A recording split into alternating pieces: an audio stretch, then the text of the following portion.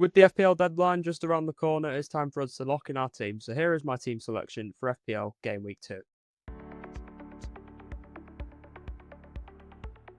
So getting straight into my team, as you can see, it's a very, very similar defence to last week. I'm keeping Sanchez in goal. Now, this is a big debate, Dubravka or Sanchez. However, for me, it's a very easy Sanchez. I cannot see a world where I would ever play Dubravka over Sanchez. You know, especially seeing how West Ham, how poorly they performed last week, I feel like I have to have some Chelsea coverage. And also, not playing Dubravka also allows me to get that Burnley coverage with Esteve, and it means you don't have the risk of playing double. Because the thing is, I really don't see a clean sheet from Burnley. I really don't. But if there is one, you know, you want that player in there.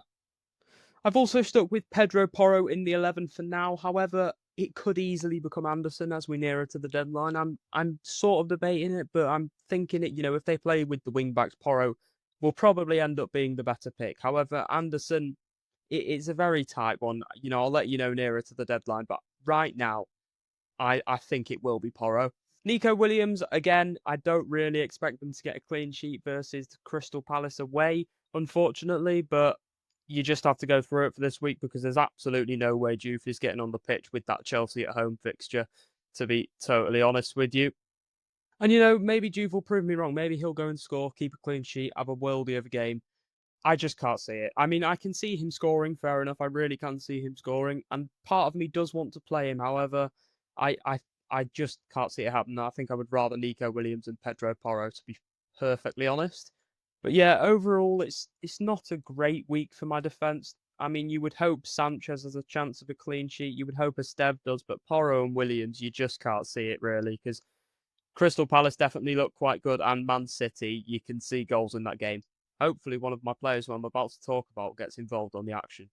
So here's the midfield. As you can see, that player is Tajani Reinders. Now, obviously, he did absolutely amazing for me last week. He got that prize rise, so hopefully he can do that again. He can get another 10 points, or maybe even more. In my opinion, he was robbed of bonus points as well. I think he should have definitely got some. But yeah, overall, I think Reinders is a great pick at the moment. I think he should be quite safe in that team, even for Pep. You know, saying the performance last time, surely Pep's going to want to play him against a team like Tottenham. But you never know with Pep. You really do never know. Obviously, with Marmoush getting benched last game, but we can only hope. I personally think you don't have to worry with Reinders at the moment. I think he will start. You know, maybe look at it when they're playing someone like Burnley, but for now, I think he should be completely fine. Bruno Fernandes staying in the team. He should have had a penalty last week. He can definitely get some assists with Cunha and Burmo and Sesko in front of him. Hopefully, he can get some defensive contribution points as well. Again, one off versus Arsenal.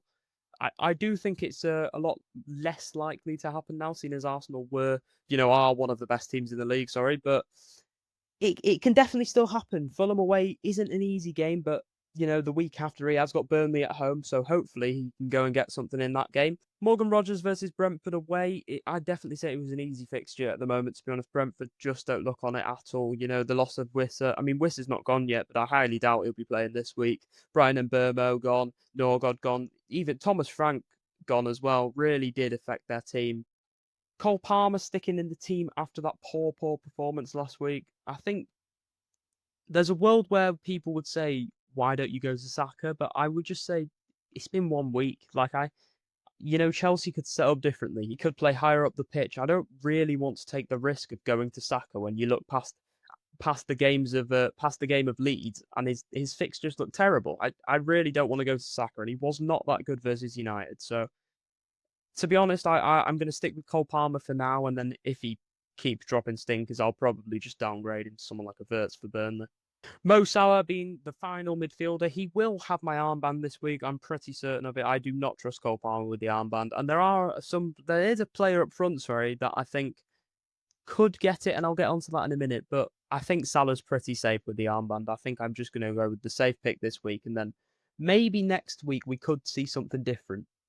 Moving on to the attack, as you can see, we have still got Ollie Watkins, and I am sticking with João Pedro. Now, João Pedro, he is a worry.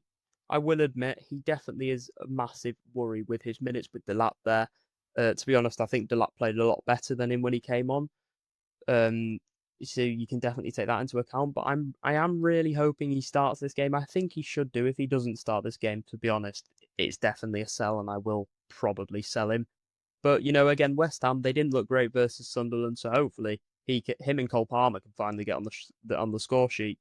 Ollie Watkins again, a game versus Brentford. Now this is the attacker I was on about that could have the armband. I am very, very tempted to give Ollie Watkins the armband. He likes to go versus his old club. Brentford really don't look great. You can see it happening, but I think I feel a lot safer with the armband on Mohamed Salah. Putting it on someone like a Cole Palmer after last game, Ollie Watkins after last game, they were both pretty terrible. So I think I would just feel safer with it on Salah. However, at the same time, Salah versus Newcastle away, you don't feel safe with your armband on him, to be honest. But it's just one of them weeks where my team doesn't look amazing. So hopefully, this week, my captain, most likely being Mohamed Salah, can just get a return, somewhat of a return, and an assist or a goal or anything really.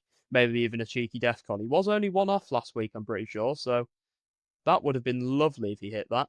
And obviously, the final attacker is on the bench in Mark Gue. He will just be sitting on the bench for a while, to be honest. Didn't get any minutes off the bench last week, but hopefully against a team like Sunderland, he's not playing Sunderland. I don't know why it says that. I've done it again. It's meant to say Burnley away. I'm very sorry about that.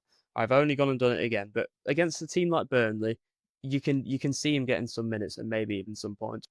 I mean, it won't affect me because he's on my bench, but hopefully he can show some signs of coming onto the pitch at least. So yeah, that should be my team. Again, the only dilemma I have in it is really, should you play Anderson or should you play Porro? Should you play Juve? One of them three needs to be played. I think it most likely will be Porro because I'm expecting them to play in that five back. So with the wing back, so hopefully he can get up more and maybe even get a goal. He did score at the Etihad last season. I did own him for that game, so I sort of do, just thinking about that. I want to play him, but we'll see. I think I will. As you can see, it didn't go brilliant in the first week, but it also didn't go terrible. I am on 54 points. That needs to be updated, but I am sat at 4.5 million. Again, what I would say is the first week really doesn't matter that much. Obviously, you don't want to be too far behind, but if you sat around 4 to 6, 7 mil, it's really not the end of the world. But yeah, we are going to be rolling the transfer once again, and hopefully, if everything goes to plan, I will be rolling it next week as well to get them 3 transfers going into game week 4. But we'll see how it goes. I think the team looks pretty strong this week. Hopefully, Cole Palmer can do something. Hopefully, Morgan Rogers can, and also my 2 attackers. Anyways, that will be it for now. Thank you for watching. Make sure to smash that like button and subscribe. We are aiming to hit, well, I did aim at the start of the season to hit 100 subscribers by the end of this season, and we are already nearly at 40. So it's going a lot quicker than I thought it was. So thank you very much for that. But yeah, unless anything happens, I will probably be back for my Game Week 3 transfer plans video and my Game Week 2 review. I can try and live stream if you guys want that, so make sure to leave in the comments if you want a live stream for the deadline this week. But if not, yeah, I will be back for the next video.